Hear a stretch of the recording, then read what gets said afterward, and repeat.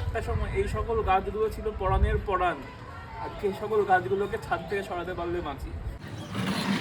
সব গাছকে কিন্তু আমরা সমান ভালোবাসি না। অরওয়েলের সেই লাইনটা মনে আছে, সাম অ্যানিমালস আর মোর ইকুয়াল দেন আদার, সামথিং কিছু ছিল, আমি ভুল বললাম।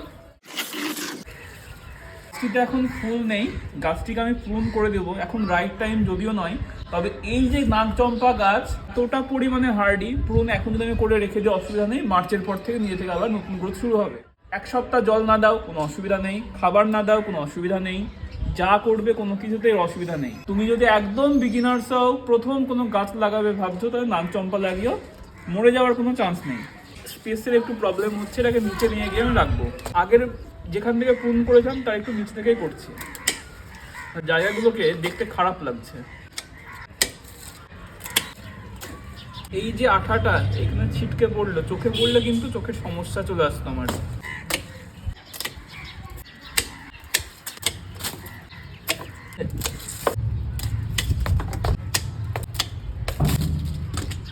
এইটা আমি আর কাটলাম না, এটাকে ধরে আমাকে করতে হবে একটা জায়গা থেকে আরেকটা জায়গায় নিয়ে যাওয়া আসা।